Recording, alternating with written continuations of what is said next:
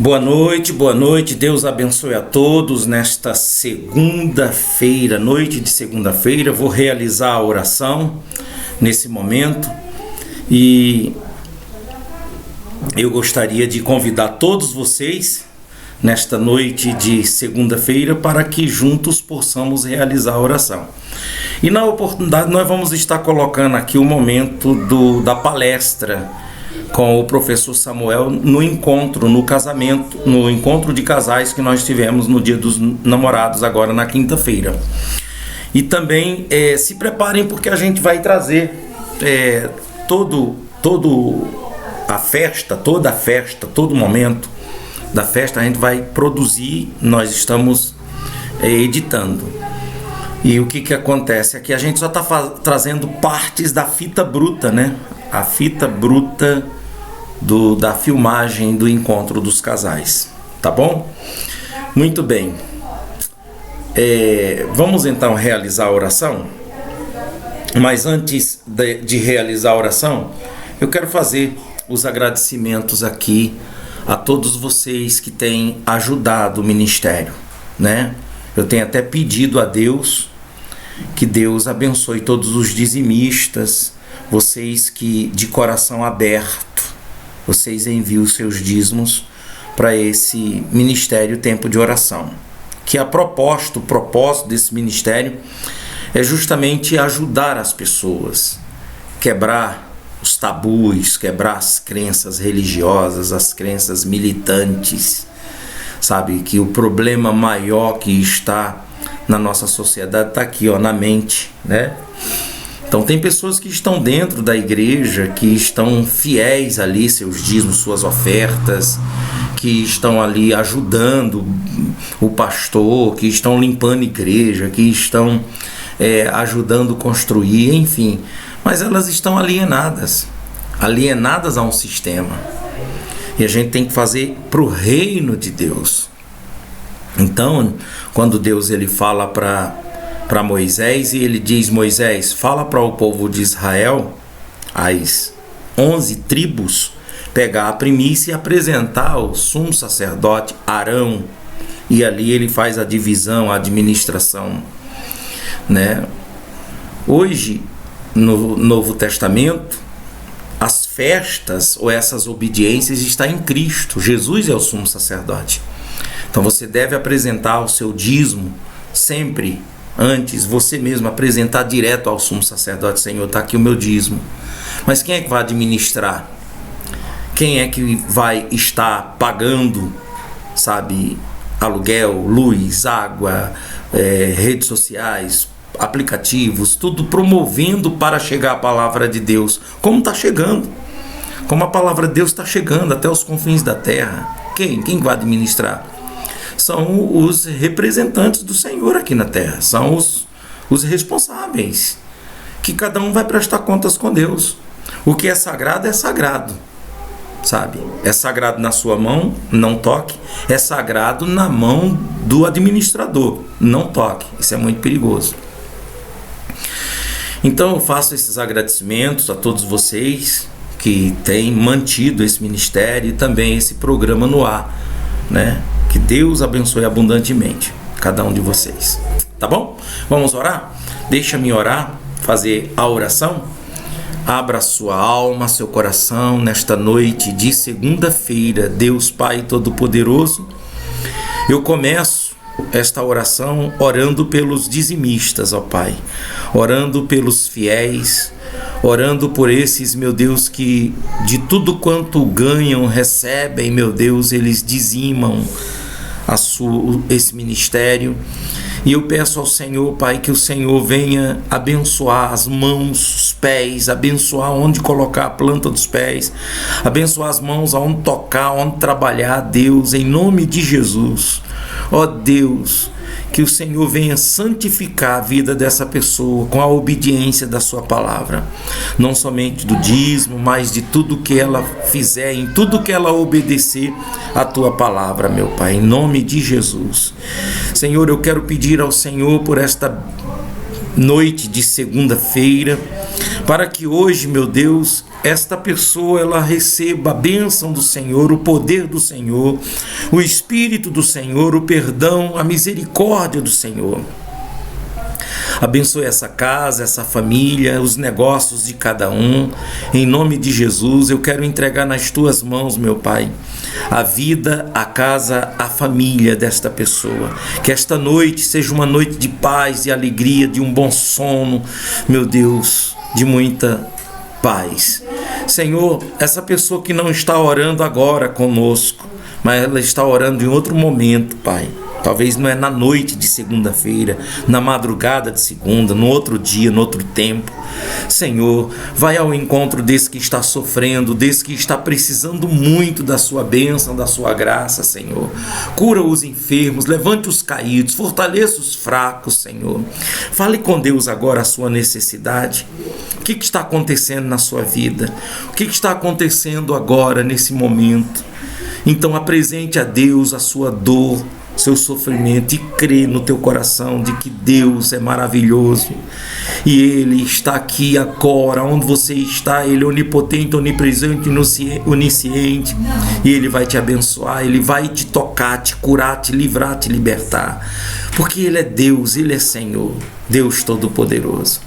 Em nome de Jesus, ó Pai, eu abençoo esta noite de segunda-feira, independente da religião desta pessoa. Em nome de Jesus. E todos digam amém. Graças a Deus. Glória a Deus. Meus amigos, então vamos lá. Eu vou colocar aqui esse trecho, esse momento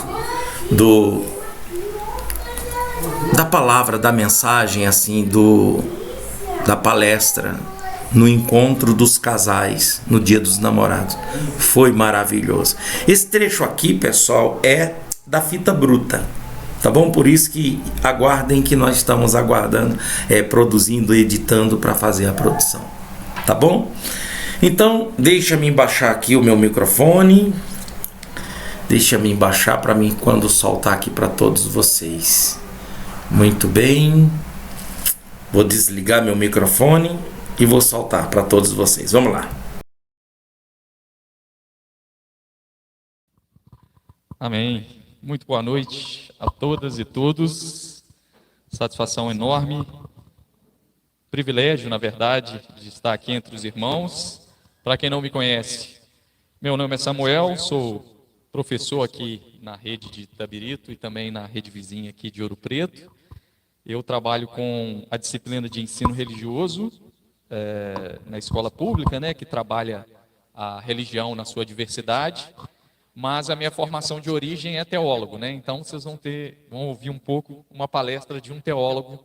Então vai ter um viés meio pastoral, né? Não é um especialista em conjugalidade, nem um coach de relacionamentos. Então é um teólogo mesmo falando. Não vou fugir muito da minha área de conforto para falar, que é Bíblia, mas eu acredito que seja a Bíblia, seja a teologia bíblica, ela tem muito para nos edificar e contribuir, né? Alguns historiadores falam até que a teologia é uma das mães da filosofia e da ciência, né? Antes de ter qualquer tipo de universidade, de centro de conhecimento, a gente teve primeiro na história da humanidade faculdades teológicas, né?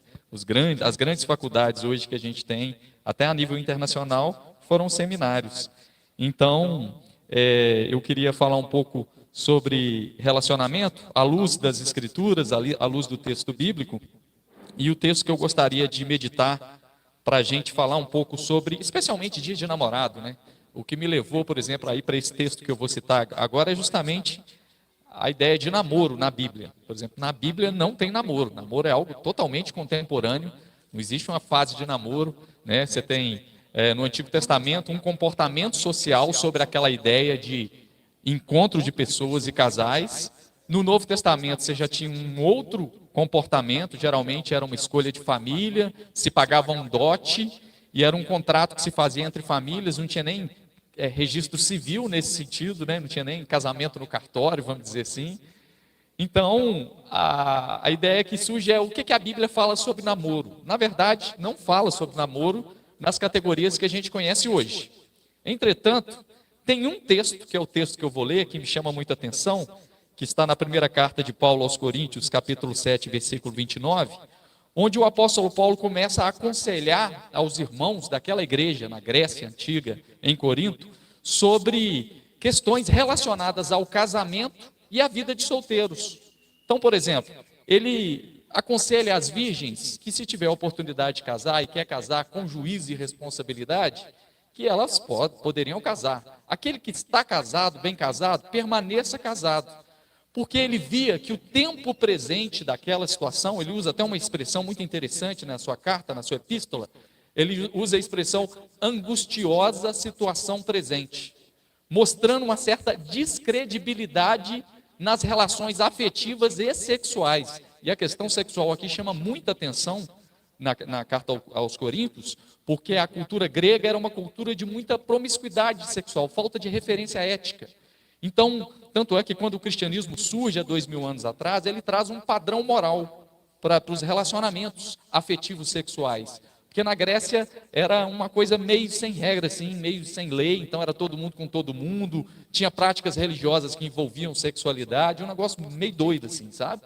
E aí o apóstolo Paulo, ele vai trazendo orientações para cada um dos irmãos, aquele que está casado, que permaneça casado, aquele que está solteiro, não fique ansioso para casar, porque ele fala que tanto o solteiro passa por aflições na carne, né, vamos dizer assim, quanto o casado também. Ele vai tecendo alguns conselhos, mas ele chama atenção ali na metade do capítulo 7, para os irmãos não ficarem preocupados mais com essas coisas terrenas e colocarem o seu coração em Deus. E aí ele usa uma expressão que eu achei muito interessante, que ele diz assim, olha, irmãos, o que eu quero vos dizer é isso, não nos resta muito tempo. Ele tinha uma expectativa de que Jesus podia voltar imediatamente, assim.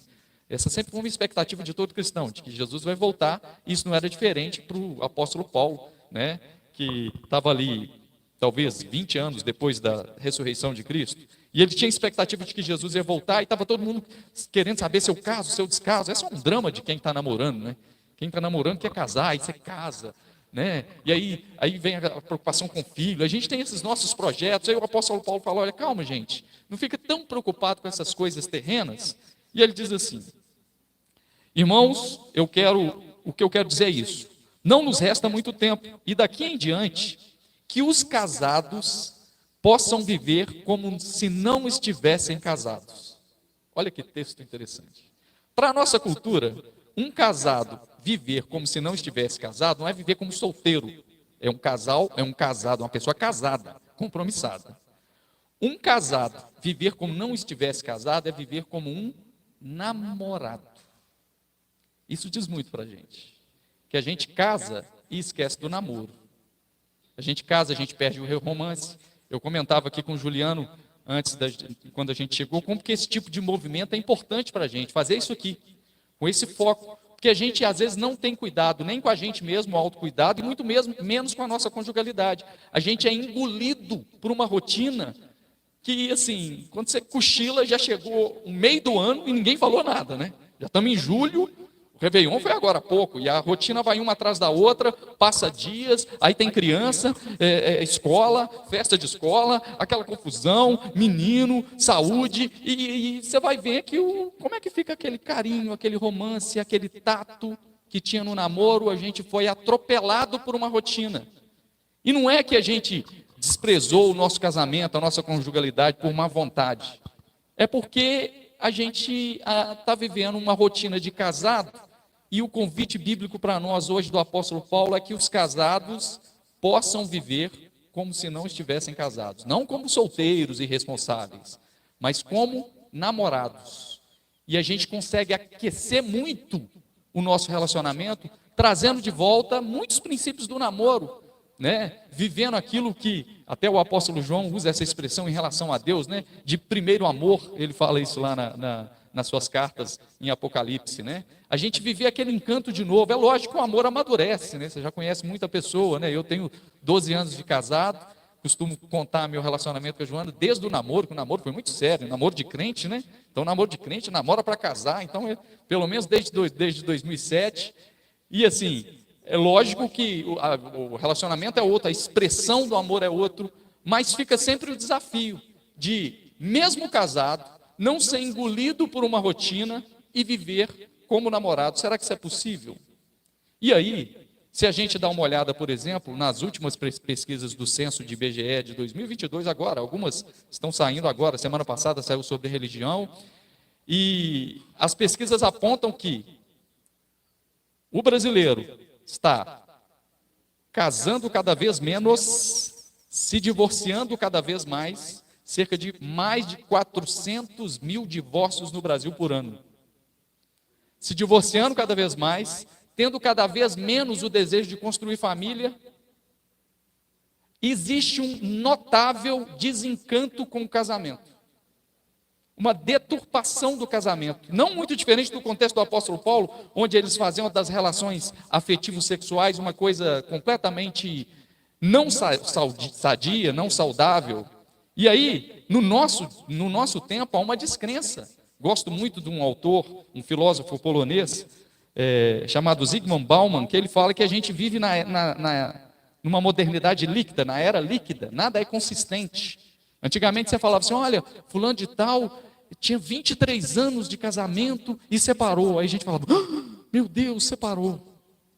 Aí hoje você fala assim, olha, fulano de tal teve 23 anos de casamento. Aí, como chegou a 23 anos de casamento? A gente nem assusta com o divórcio mais, assusta com a possibilidade de continuar casado. Tamanho é o desencanto. Eu dou aula para adolescente, já tem um tempinho, pelo menos uns 12 anos. E os adolescentes, é interessante que a minha geração é uma geração de poucos filhos. Poucos filhos, né? Eu tenho uma filha, quase todos os meus amigos que casaram ali, final da década, vou declarar minha idade aqui, não tem problema, né? Início da década de 80, final da década de 80, quase todos que casaram, ou os que casaram, né? Quando não tem filho, tem poucos filhos. As novas gerações nem sequer pensam em casar. Mas por que será? É porque não ama? Será por que não quer casar? É porque não é bom? Ou porque a referência de casamento que as gerações anteriores passam para os casais é uma referência negativa? E com toda razão. Às vezes ele vê um casamento do pai e da mãe que é bonito só na foto. O casamento da avó que é traída. Ele fala, não quero isso para mim. E aí a gente vai vivendo uma vida extremamente solitária e acreditar no casamento, e eu estou falando de casamento aqui, que também celebra muito casamento, né? Mas a gente está falando de um casamento não casado, né? de um relacionamento conjugal, de namoro. Acreditar no casamento nessa geração é extremamente desafiador. Quem nunca usou, hoje, o negócio de casamento é tão difícil, que o povo fala assim que antes do casamento tem que ter uma despedida de solteiro, né? É como se dissesse assim, olha, aproveita, faz a despedida, porque daqui para frente não vai ser bom. Então despede, olha que coisa horrorosa, olha a deturpação. Ainda tem gente que brinca assim, olha, não inventa de casar no religioso, não, casa no civil. Porque se civil, se não civil, você troca. A gente vai tendo esse tipo de relacionamento com o casamento, perdeu essa essência, a gente não acredita mais em nada. A gente não acredita mais nas instituições. Olha só o declínio das instituições religiosas no Brasil no último censo. Catolicismo caindo, o protestantismo que a gente imaginava que ia crescer muito, deu uma desacelerada, um crescimento do movimento sem religião, o povo não está querendo. Agora, nas redes sociais, há um grande movimento de crítica à monogamia. Monogamia é o relacionamento com uma pessoa só. O povo está tão desencantado e desacreditado na possibilidade de ser feliz a dois, que eles acham impossível. Então, o que a gente faz? Um relacionamento aberto. Ou um poliamor, porque a gente não acredita que é possível construir uma vida a dois. E aí, eu penso que pelo menos eu gostaria nessa minha fala aqui, querendo convidar você a fazer do seu estado conjugal, relembrar algumas coisas do namoro e fazer com que ele seja mais namoro do que o casamento enforcamento, porque casamento dá aquela sensação, né? E a gente vai falar muito sobre isso aqui. Eu gostaria de trazer, primeiro, 3 grandes inimigos do relacionamento saudável e o que faz com que muitos se desencantem com o casamento hoje em dia. E depois, 3 pilares do evangelho, da fé, para que a gente possa viver como namorado mesmo casado. O primeiro grande inimigo que eu percebo dos nossos dias é o negócio chamado individualismo e egoísmo. É o nosso tempo, gente. A gente vive a cultura do selfie. Você sabia que a palavra selfie significa si mesmo? Quando você pega o celular e tira uma foto, é o si mesmo. Então a gente está totalmente preocupado com a gente. A gente casa ou tem um relacionamento não para fazer o outro feliz. A gente casa para ser feliz. Ao invés da gente ser feliz fazendo o outro feliz, a gente está pensando exclusivamente na nossa relação. Inclusive, tem gente que fala que você tem que escolher o seu cônjuge para ver se isso melhora a sua teia de relacionamentos. Aí tem essas linguagens coach assim, para melhorar as suas oportunidades, para te abrir portas. A gente começa a pensar na possibilidade de qual o custo-benefício que eu vou ter com aquele casamento, com aquele relacionamento. Olha só que coisa terrível. E qual que é o reflexo desse egoísmo e desse individualismo no casamento? Primeiro, um conceito interessante, que é a conjugalidade egoísta. O que é a conjugalidade egoísta? Casais que só pensam na felicidade de você mesmo. Se o casamento é bom, é desde que me sirva. Se sirva de status, de promoção financeira, de prazer, mas qualquer coisa que vai contra a minha vontade, aí eu já começo a achar que é tóxico. Gente, não vai dar para viver a dois, né? Porque o outro é diferente. Porque se você está achando que você vai casar com uma pessoa que vai fazer só a sua vontade, você não está tendo um cônjuge, você está tendo um adorador, um bajulador. Vai ter divergência. E a nossa geração parece que ela não suporta a possibilidade de você condescender, de você ser humilde, de você servir o outro, que isso que é amor, isso que é casamento. Sai o eu, entra o nós. Você continua com a sua individualidade? Sim, mas você agora... O que é o princípio de Gênesis clássico, né? Deixará o homem seu pai e sua mãe, Jesus também fala isso em Mateus 19, e se unirá à sua esposa, e os dois se tornarão uma só carne. Agora a vida é a dois, a mentalidade é a dois. Mas para a nossa mentalidade contemporânea, egoísta, individualista, que só pensa em si mesmo, parece um absurdo. Conjugalidade egoísta é justamente isso, né? Solidão conjugal. Casais casados, o cara tem tempo para o futebol, o cara tem tempo para a empresa, a gente sempre tem, né? Eu acho isso extraordinário, assim. E a gente ainda tem aquela desculpa, não, mas é a minha empresa, eu ganho o meu salário para isso. E a esposa precisando de atenção, precisando de uma escuta, precisando de um abraço. Não, mas é a reunião no Google Meet que eu tenho agora, né? E aí a gente tem essa desculpa, mas o trabalho, né? O trabalho virou o ídolo, o capital virou o ídolo do nosso tempo, porque afinal tem que fazer as finanças, vai deixando para lá, aí tem tempo para o futebol, para o Cruzeiro, para o Atlético, para os amigos, para o jogo online, e aquele tempo de escuta paciente com a esposa, que a gente tinha no namoro, né? Porque você, para conquistar ela, você era aquele cara, né? Você fazia aquele terapeuta, né? Hoje a gente não tem essa paciência mais, porque é solidão conjugal, a gente pensa só na gente mesmo. A mulher é a mesma coisa. Tem tempo para o cabelo, e a mulher tem que ser plural nisso, né? É tempo para o cabelo, para a sobrancelha, para o pé, para a mão, né? Tem que ter tempo para cuidar da casa. E ela sim, ela tem que ter tempo para escuta e tempo para o marido. Porque senão você fica com uma solidão conjugal. Sabe qual que é o reflexo? Sabe o que acontece quando duas pessoas egoístas, que pensam só em si mesmo, casam, vai fazer uma família também egoísta. E aí eu gosto muito de um pediatra da UFMG, Daniel Becker, que ele tem uma expressão que eu gosto bastante, que ele fala sobre parentalidade distraída. Aí o pai chega do trabalho, vai para o notebook, porque afinal, minhas reuniões, minha empresa. Ô, gente, tem hora que você tem que dar um pause na empresa também. Ajeita a sua agenda, prioriza a sua família, né? Aí a esposa também tem as coisas da casa, a mulher sempre tem 3, 4 jornadas, trabalha muito mais, isso é incontestável. Aí um vai para o celular, o outro vai fazer isso aqui, e a criança vai para a tela. Aí a criança é criada pelo YouTube. Esse é um desafio para mim, eu tenho uma filha de 5 anos. Altamente, a parentalidade distraída, porque está faltando foco no casamento. Se a filha vê o pai dando atenção para a mãe dando atenção para o pai, ela vai ser abraçada e acolhida. Agora, se ela vê só o pai no celular, o outro no computador, o outro preocupado com isso, mesmo que sejam causas boas, a empresa, você está entendendo? Mas aí a gente vai deixando secundário, vai ficando para lá. Então, a solidão conjugal gera a parentalidade distraída. O primeiro grande inimigo é o individualismo dentro do casamento. Você tem que entender que sai o eu e entra o nós. Segundo grande inimigo, terrível, e que atrapalha as nossas relações, que a gente não acredita que é possível conviver junto no casamento, é um negocinho chamado orgulho. Orgulho. A gente tem uma dificuldade de tratar, e a gente ainda tem umas desculpas.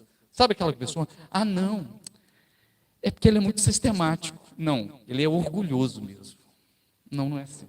Ah, porque tem que tomar cuidado, porque ele é muito franco. Não, talvez é estúpido mesmo. A gente engana a gente mesmo com essas desculpinhas, e orgulho é o orgulho que faz, por exemplo, ficar com a cara amarrada a semana inteira. Aí a cara amarrada faz dormir no sofá. Aí o dormir no sofá vira greve de sexo, um pecado contra o casal. Aí a greve de sexo vai virando causa na justiça por litígio. Chega nesse nível por orgulho, coisa que não foi tratada, e a gente não trata.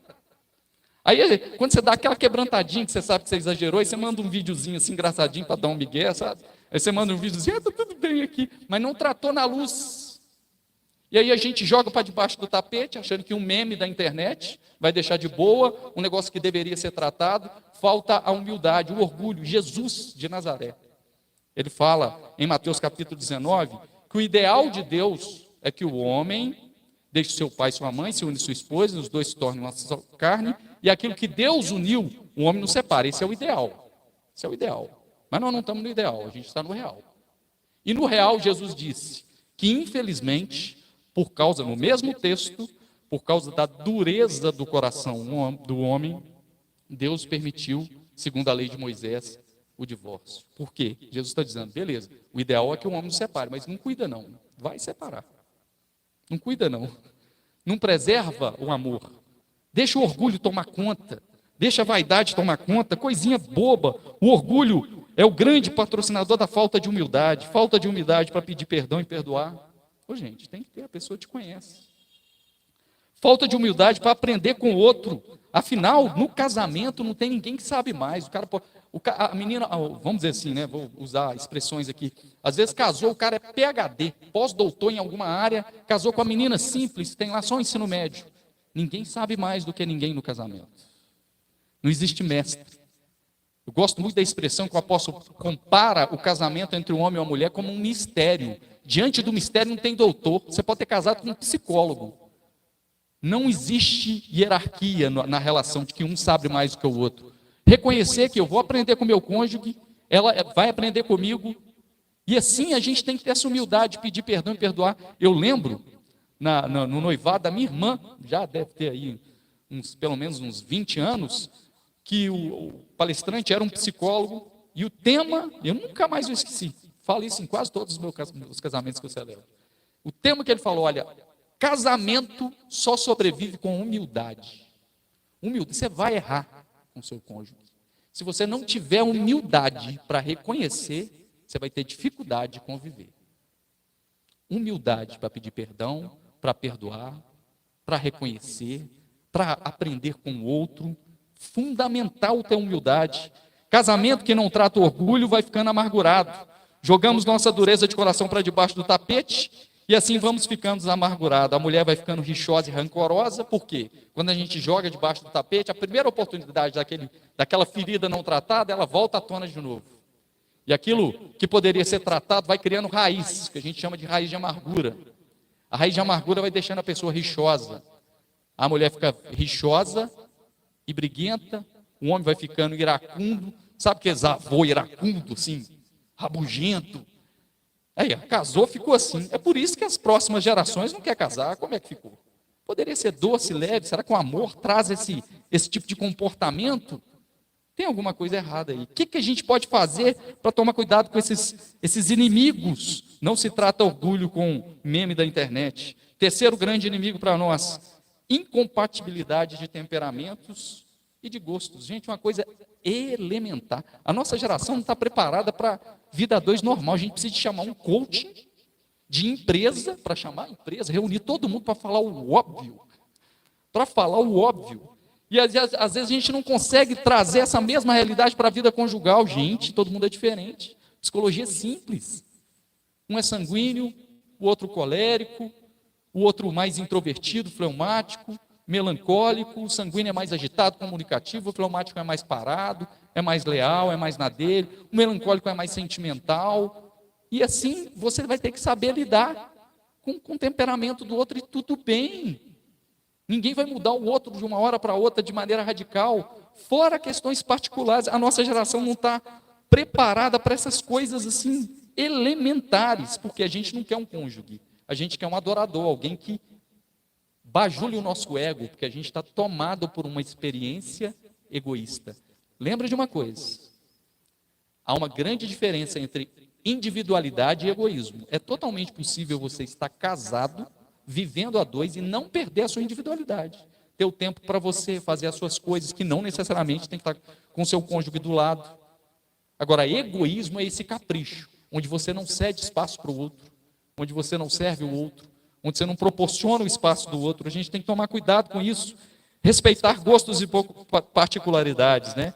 Quantas vezes a mulher é mais emotiva e detalhista, o homem é mais racional e objetivo? Eu vejo isso lá em casa, quando tem que lavar vasilha, por exemplo. Aí está lá aquela pilha abençoada de vasilha. Gente, isso faz casamento separável, né? E eu sou aquele homem pós-moderno. Lavo, faço tudo. Tudo. Tiver que fazer, a gente está lá. Eu vivo como o apóstolo Pedro, que já falou isso há mais de 2000 anos atrás, que o homem, vós maridos, vivei a vida comum do lar. Especialmente, o apóstolo Paulo fala isso, o apóstolo Pedro fala isso. E especialmente numa geração onde as mulheres trabalham. Eu estava numa discussão de sala de aula com os meus alunos do 9º ano, e os meninos, mas esse negócio eu acho que o homem não pode ajudar em casa, a mulher não. Porque ele já trabalha, ele é o provedor, e a mulher trabalha também, fora também. Hoje a mulher trabalha fora, todas formadas, inclusive para não depender do marido e ficar refém de um relacionamento tóxico. Aí ela tem a vida dela. Aí os meninos estavam discutindo lá entre eles, eu estou deixando, ouvindo os meninos de 14 anos, né, para a gente ver o tempo de... Eu falei assim, eu sou contra. Um homem que ele tem que chegar, ele tem direito de descansar. Aí as meninas todas, não, mas o que é isso? A vasilha é dos dois, pagam as contas os dois, aquele negócio todo. Aí eu fiz uma pergunta para o menino, deu um eco assim na sala. Tá, é justo o homem descansar? Que hora que a mulher descansa? Se você não ajudar ela. Que hora que ela descansa? Se você não lavar a vasilha para ela, se você não dá banho no seu filho, na sua filha, nem não tirar a roupa do varal, que ano que você está para pensar isso agora, que isso é função exclusiva de mulher? Eu poderia te dar uma metralhadora de versículos bíblicos aqui, para te dar sustentação. Isso não tem nada a ver com feminismo, não tem nada a ver com isso. Sabe por quê? Porque o evangelho não tem hierarquia. Em Cristo Jesus, diz o apóstolo Paulo na carta aos Gálatas, não há homem nem mulher, todos são um em Cristo. E aí quando eu vejo, às vezes eu vou lavar vasilha, aí tem aquele vasilhão, eu sou mais rápido, né? Pragmático e tal, e rapidinho. Eu costumo dizer para minha esposa que eu dou aquela boa gariba, dou aquela gariba. Agora, o nível de perfeição dela é um padrão FIFA, assim, quando ela vai e faz assim. Aquela coisa caprichosa. Demora mais? Demora. Demora bem? Demora bem. Mas fica assim, maravilhoso. Por quê? Cada um tem um ritmo, um é mais perfeccionista e tudo bem. Agora eu quero que o outro seja igual eu, ou seja um funcionário meu para fazer... então realmente não está preparado para casar, né? Um é mais apegado à família e o outro nem tanto. Um gosta de adrenalina, o outro é medroso. Um é organizado e sistemático, o outro é mais leve, ser flexível, pode deixar a toalha ali mesmo, o outro é mais... Gente, separar por causa disso, acreditem. Recente, pesquisa do censo, recente. Mais de 56% dos divórcios, desses 400 mil que eu falei por ano, mais de 56% deles são nos 5 primeiros anos de namoro, que não consegue lidar com questões de temperamento. Interferência familiar no casamento. Coisa elementar. Até que trabalhar com orgulho é um trem que a gente tem que... Trem é mineiro, né? Mas é um negócio que a gente tem que sempre policiar em nós mesmos. O orgulho, a falta de humildade. Agora, essas coisas elementares. E aí fica para nós, já caminhando para a nossa aplicação aqui, os 3 pilares que o Evangelho e a fé cristã traz para a gente. Acreditar que vale a pena amar ainda. Que vale a pena conservar um casamento, porque disse Deus, não é bom que um homem viva só. É fato que esse mandamento não é para todos. Nem todo mundo vai casar. Quem disse foi Jesus de Nazaré. Mas vale a pena casar. Vale a pena, inclusive, fazer do casamento não um enforcamento, um contrato de... Ô, gente, que coisa horrorosa, né?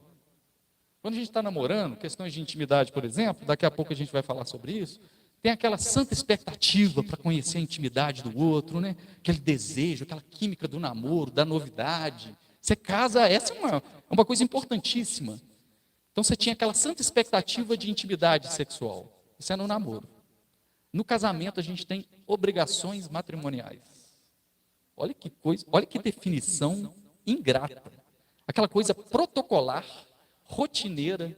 Como que sustenta um casamento feliz se a gente não resgatar a química do namoro, o encanto do namoro, o romance do namoro, ou como disse o apóstolo Paulo no texto que eu li, como se os casados fossem como não casados, aos casados como se não fossem. Então, o primeiro conselho que eu gostaria de deixar aqui, o primeiro pilar, é que vocês têm que resgatar a amizade. Coisa elementar, gente. Coisa elementar. Quantos casais não tem um mínimo diálogo entre si, não tem conexão, não estou falando nem conexão de intimidade, não tem aquela conversa. Gente, você tem que parar os dois, desliga tudo, troca uma ideia assim, ó. Um é o terapeuta do outro, escuta. Quando você casa com a pessoa, você casa com a pessoa, com a família da pessoa, com os traumas da pessoa, com os medos da pessoa, com tudo. É a essa hora que os dois têm que caminhar junto. Eu gosto demais da definição do apóstolo João, falando no Apocalipse, escrevendo no Apocalipse, ele escrevendo as cartas das igrejas, ele fala assim, olha, vós irmãos, companheiros na tribulação. Companheiros na tribulação, comer o pão junto. Que é muito fácil, né, gente? Ser casado, viagem para Paris, ser casado com selfie no Instagram, agora e comer o sal junto. E passar a dificuldade junto. É só a amizade que vai manter. Casamento que vive só de sexo, lazer e paixão, é um avião sem piloto. Isso acaba, viu? Para a psicologia, entre 1 ano e meio e 4 anos, a novidade sexual de um casal recém-casado vai passar, ele vai ter que se readaptar sexualmente. A paixão é um elemento que ele tem que, quando é amor, tem que amadurecer para virar amor. E aquela emoção também vai passar. Você vai ter que lidar com a pessoa do jeito que ela é no dia a dia, com os desafios da rotina, às vezes quando vem um filho e é quase que um outro casamento, às vezes um problema de saúde física, um problema de saúde mental, tudo isso você vai ter que, aí se não tiver amizade, e ficar com infantilidade não dá. Gosto muito da música dos tribalistas, né? Meu melhor amigo é o meu amor. Quantas pessoas, melhor amigo é o cara do futebol, você pode ter o seu melhor amigo lá, mas o seu melhor amigo de verdade é o seu amor. Se não tiver essa amizade, não tiver essa cumplicidade, dificilmente o casal vai se manter. É a amizade fraterna que nos faz companheiros na tribulação. Casais que não são amigos se amam e se ferem com a mesma intensidade. Casamento sem amizade é avião sem piloto. Precisamos de conexão emocional. A amizade amadurece o amor e nos livra do superficialismo sem diálogo. Casais amigos gastam tempo dialogando e não apenas se divertindo. Eu gosto do texto de Eclesiastes, quando ele fala que melhor é serem 2 do que 1. Isso é bonito demais, né? Poesia hebraica linda. Porque quando um cai, o outro está de pé e estende a mão. Olha a vantagem de ser casado. Os críticos da monogamia, do casamento atual, esses movimentos ideológicos inclusive, eles têm uma dificuldade de saber como é que vai ser a vida na hora da dor, porque junto é melhor. Aí eles propõem, não precisa estar casado, é só você ter uma rede de apoio, tudo bem, né? Mas olha a vantagem de você estar bem casado. Você não está sozinho para enfrentar as dores da vida. Olha que coisa, resgata isso. Casais, amigos são unidos. Gosto de uma profecia de Amós que fala, como andarão 2 juntos se não estiverem em comum acordo? E a união, como é que fica? União na direção do lar, o que nós vamos fazer? União em questões financeiras. Gente, eu faço casamento, eu vou orientar casais. A esposa angustiada, olha isso, esposa angustiada porque está devendo o marido. Como assim? Ah, não, é porque eu estou devendo 2.000 ao meu marido. Quê? Eu não estou entendendo. A primeira imagem que vem na minha cabeça é o meu pai, pegando um salário mínimo, levando para a gente na família, falou, isso aqui é do gás, não sei como é que a gente viveu, foi milagre de Deus mesmo. Isso aqui é do gás, isso aqui é de água, de luz, nem telefone tinha, tá? Nem internet. Isso aqui é para a gente sobrar aqui, dá para fazer um lazer. Isso é nosso. Nunca teve o meu. Não tem o meu. É nosso. A conta dos dois.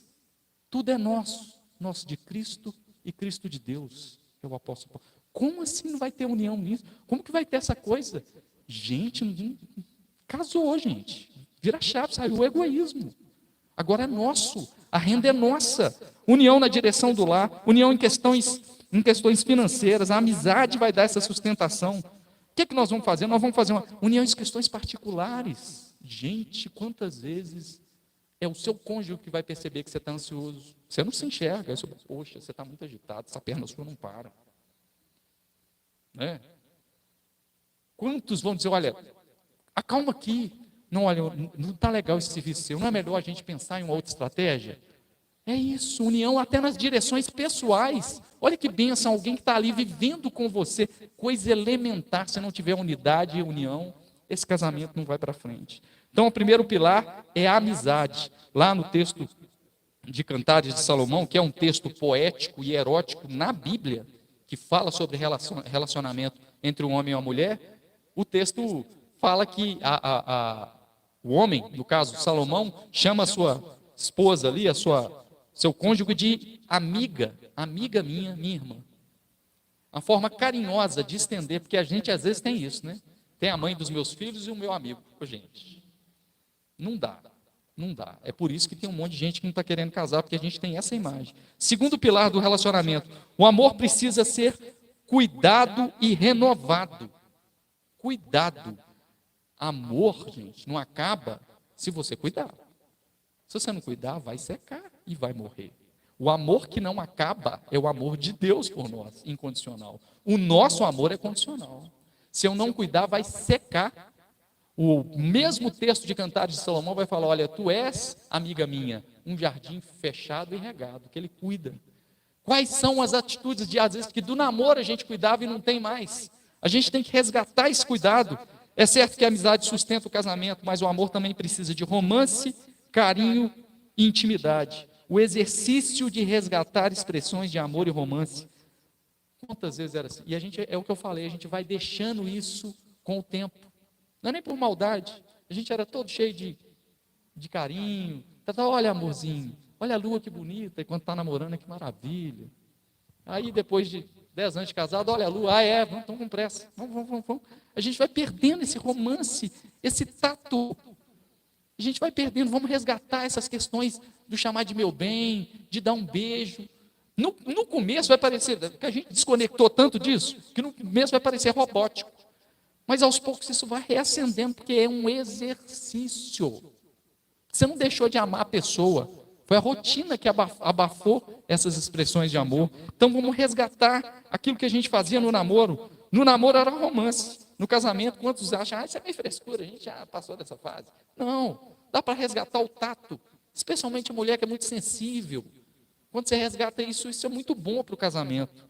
Segunda coisa que a gente precisa de cuidar é que é preciso sublimar as virtudes dos seus cônjuges. A gente vai acostumando com a pessoa, né?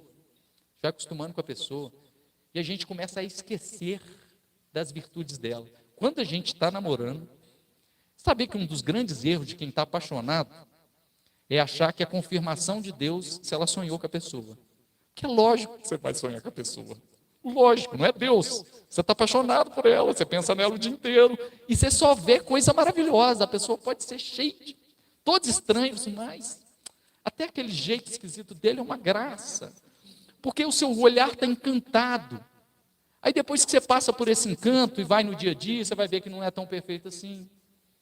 Que ele anda estranho, que ele tem um jeito de não sei quem, que puxou não sei quem. Se você focar só nesses defeitos que a rotina sufoca a gente, você vai desencantar. O que você tem que fazer? Traz à memória a sublimidade das virtudes. Você já parou para pensar o quanto é especial a pessoa que está do seu lado? O que te fez escolher ela para casar e para conviver junto? Não foram as virtudes? Resgata ela. Quantas vezes eu me vejo orando para minha família, eu começo a agradecer a Deus pela minha esposa, e no meio da oração eu começo a fazer uma lista de coisas, gente, isso aqui é bom para falar para ela, e eu estou falando para Deus, agradecendo a Deus, ela tem que ouvir, olha que bênção na minha vida, isso fortalece a relação, porque a gente é tomado pelos, já viu eu gosto muito de um ditado, né? Um provérbio popular que fala que avião que voa não dá notícia, só avião que cai. Então a gente só pega coisa ruim do cônjuge, é porque é daquele jeito. Mas e as coisas maravilhosas? A gente tem que sublimar isso, porque é isso que a gente fazia no namoro. Aos casados, como se não fossem. Vamos resgatar esse exercício. Outra coisa que a gente fazia demais e que vale a pena é honrar o nosso cônjuge com palavras, com presentes. Já viu como é que era presente de namoro? E presente de casamento, gente? Dá saudade, não dá não? Presente de namoro é um celular. Presente de casamento, um par de meia. Né? Presente de namoro, um perfume caro. Presente de casamento, uma gravata e olha lá. Né? Isso quando não é igual ao meu sogro, que no casamento lá, no aniversário de casamento dele, ele foi dar para a esposa dele uma furadeira. Achei muito criativo. Ele deu uma furadeira. Ele falou assim, não, porque isso aqui é para casa, é muito útil. E a gente começa a casar e começa a dar presente para casa. Frigideira, lixeira. Não, gente, é para a pessoa. E isso não diz mais sobre coisas. Até porque eu, por exemplo, eu tenho extrema dificuldade de comprar presente para a Joana. Todo o meu estoque de criatividade para dar presente material para a Joana, eu gastei no namoro. Eu tenho muita dificuldade hoje. Então a gente faz um vale. Você entendeu? Um vale no Mercado Livre, um vale na Shopee. E o que vai fazer toda a diferença agora não é material, é a honra. Às vezes você vai fazer toda a diferença se você trazer um negocinho gostoso que ela gosta, uma surpresa, né? Pequenos detalhes. Agora já não é aquela coisa que você tem que impressionar para ganhar território, um celular top de linha. Mudou, mas a gente vai perdendo isso.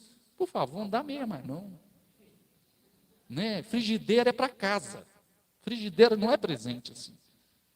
Pensa aí o que você pode fazer para reacender isso, porque é isso que era no namoro. Então a gente tem que buscar novamente isso. No namoro era coisa maravilhosa, no casamento a gente vai perdendo essa referência. E a outra coisa aqui, sobre o cuidado que a gente tem que ter para regar o jardim, tem a ver com a intimidade. Porque é amigo, gente, a gente é nosso melhor amigo. Mas a gente também é amante um do outro. A gente não é parceiro. Casal que não tem intimidade, que não tem atração, que não tem desejo. Mas nós somos muito leais. Grandes amigos. Tem um quê diferente aí, que é a questão sexual. E a gente vive uma época muito privilegiada. Não sei se você vai concordar comigo. Desafiadora, é bem verdade. Uma época extremamente sexualizada, erotizada, difícil, tentadora. Entretanto, nós temos muito acesso à informação, coisas que antes eram muito tabu. E que hoje você tem acesso à orientação, a conteúdos ótimos da área da sexualidade. Você sabia? Eu não sei se você sabia. Mas é uma coisa que a gente não nasce sabendo, é o sexo. É um absurdo engano. A gente pode nascer sabendo procriar. Agora, o sexo mesmo, aquele que é plenitude de alma, que une o casal, que é uma coisa, o afeto e o desejo sexual andam junto, um retroalimenta o outro. O afeto tem que alimentar o desejo sexual alimenta o afeto. O pessoal da área da psicologia, da sexualidade, sempre vai dizer que o sexo é assim, quanto mais faz, mais quer. Agora, esse é o grande problema do casado, né? Esse é um grande problema do casado, porque tem naquele grande padrão de que casado não namora. O que a gente pode fazer para resgatar aquela química? Gente, a gente tem acesso. A gente tem acesso. Coloquei algumas coisas aqui para a nossa reflexão. Não nascemos sabendo fazer sexo, não. O prazer da mulher, olha só, gente, o prazer da mulher, o prazer do homem, especialmente o prazer da mulher, isso é um fenômeno recente na história. Mulher ter prazer numa relação conjugal é recente na história. Orgasmo feminino. Isso poderia aquecer as relações. E às vezes a gente sempre vê, como que a gente vê o sexo no casamento? Obrigações matrimoniais. É claro que cada um tem o seu ritmo, cada um tem a sua rotina, cada um tem a sua realidade, mas a gente tem que ter um cuidado dessa área. Essa é uma área muito sensível, muito cara. O apóstolo Paulo, escrevendo aos Coríntios, nesse mesmo texto do capítulo 7, ele vai dizer, olha, o corpo do homem pertence à mulher, o da mulher pertence ao homem. E ele sabe da proteção que isso gera, do bem-estar que isso gera para o relacionamento.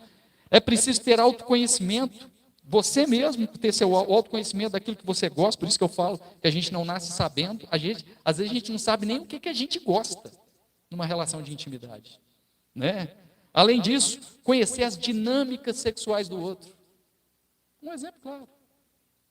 Homem é atraído e excitado pela visão. O que a mulher faz? Apaga a luz.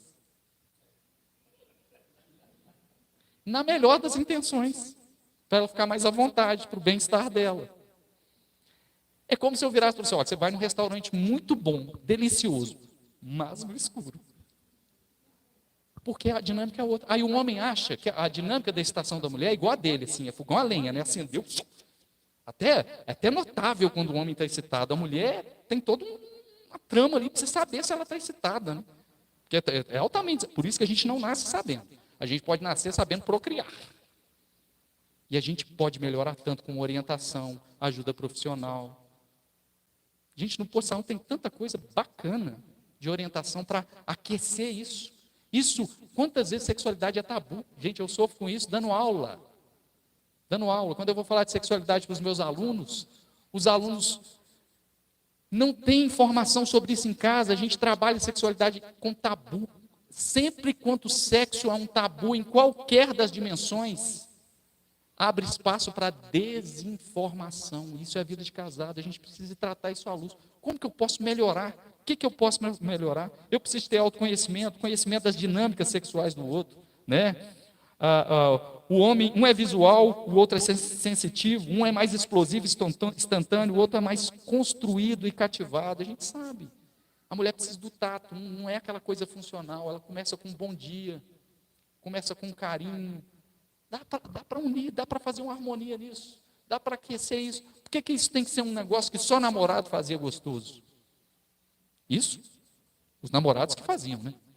Os namorados que faziam. Se for um namorado bem cristão, assim, conservador, às vezes nem fazia, né? Como um bom cristão aguardou ali no Senhor, né? Mas por que eu estou dizendo isso?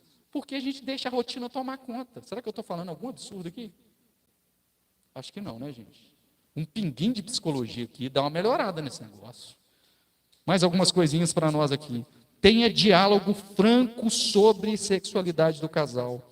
É o diálogo e a parceria que vão ajudar o casal a lidar com os desafios da rotina, da criação de filhos, das fases hormonais. Menopausa, andropausa. Já ouviu falar em andropausa? Pois é. Muda tudo. Isso quer dizer que a gente enterra, não tem mais prazer na intimidade do casal depois de certa idade? Não. Pode. Tá difícil nessa área, né? Tá difícil. Não tá legal? Busque ajuda. Terapeutas, conhecimento, cursos. A internet tem coisa, tem lixo, óbvio, mas tem coisa boa também. Eu sigo um monte de gente assim e aprendo tanta coisa. Olha que legal, gente. Olha, isso aqui é utilidade pública. Isso aqui é bom para uma palestra de casais. Não trata do assunto e vai julgando debaixo do tapete, vai ficando aquele povo mal-humorado, mal amado. Já viu aquela expressão? Esse cara aí dormiu de calça. Já viu essa expressão assim? Hoje chegou nervoso no serviço, aí dormiu de calça. Porque a gente perdeu o encanto do desejo no namoro. E o que o texto bíblico nos fala hoje? Que os casados sejam como se não fossem casados. Vamos resgatar esse desejo, essa química. Há muito conhecimento e ajuda profissional de fácil acesso disponível, psicologia, questões físicas, hormonais, orientação médica. Pode reacender tudo, é tão simples. Minha esposa é enfermeira, trabalha. Quantas vezes ela dá relato sobre isso? Coisa simples que a gente pode tratar, mas sexo é um tabu. Que a gente sempre ainda, do ponto de vista religioso, equivocado, a gente associa sexo com pecado. Sexo não é pecado, sexo é prazer. Isso, especialmente no casamento, melhora, gente. Melhora a pele, melhora a beleza, melhora o humor. Dopamina, endorfina. Como é que está isso aí para a gente dar aquela aquecida? A gente tem que preocupar com isso. E eu termino no último pilar, e aí como um bom crente, um bom teólogo, eu acredito bem no casamento, na vida conjugal, se tiver a ajuda do Espírito Santo. Gosto demais da carta de Paulo aos Gálatas, quando ele fala que é o Espírito Santo que produz em nós o fruto do Espírito. Há uma grande preocupação do apóstolo, não em a gente virar pessoas grandes cristãos, que vai curar, vai fazer sinais e maravilhas, é a gente se tornar parecido com Cristo. E das grandes frutos do Espírito que o apóstolo Paulo lista, 2 são fundamentais para o casamento: mansidão e paciência. Ou longanimidade, né? Ter um ânimo longo, porque você vai precisar disso, né? Paciência para entender as diferenças entre um homem e a mulher, as dinâmicas sexuais de um e do outro. É com a presença do Espírito Santo na vida de casal que é possível ter o caráter tratado e desenvolver os frutos que fazem mais falta no casamento. Paciência com a mulher no supermercado, lendo as calorias e os rótulos, e você com pressa. Paciência com ela experimentando todas as roupas da loja e falando que vai voltar depois. Né, Juliana? A gente viveu isso sábado agora. Olha Deus falando aí. Paciência quando o time do seu esposo perder. Ele fica mal-humorado. Eu fico, não vem. É outra coisa também, eu acordo de mal-humor. Essa acorda assoviando, gente. Acorda cantando e eu acordo aquele assim. Eu acordo fisicamente, depois eu tenho que fazer o download da alma, porque demora. E assim, não tem filtro. Ela já entendeu que não dá nem para considerar as coisas que eu falo logo quando eu acordo, que eu acordo de mau humor. Paciência para lidar com isso e tudo bem. Tudo bem. Paciência quando ele está dirigindo o trânsito. Quantos casais brigam severamente por causa disso? Paciência quando ele estiver estressado no trabalho. Mansidão para não agredir com palavras. Quantas vezes casais, gente, o cara trata melhor a mulher da padaria. A gente tem que tratar todo mundo bem. Mas ele trata melhor a atendente da padaria do que a esposa. Falta mansidão. Então, 3 pilares para a gente finalizar. Amizade, foi a primeira coisa que eu falei. Depois, cuidado afetivo, relacional, sexual e presença e ajuda do Espírito Santo. Espero que essas palavras, de alguma forma, te provocar a olhar para você mesmo, fazer uma introspecção para o seu casamento. É com a melhor das minhas boas vontades que eu trago essa reflexão, na esperança de que o simples fato de você ter saído de casa, ter atendido esse convite e parado para me ouvir, você poderia estar fazendo um monte de coisa, até coisas justas, mas aí você fez um sacrifício e parou para ouvir. Quem sabe isso não pode mudar a sua vida? Não pode dar uma aquecida no seu relacionamento, no seu casamento? Ou, quem sabe, isso não pode te aproximar mais de Deus, falando: Senhor, eu quero acertar. Me ajuda, Espírito Santo, no meu relacionamento. Amém? Muito obrigado pela presença de todos.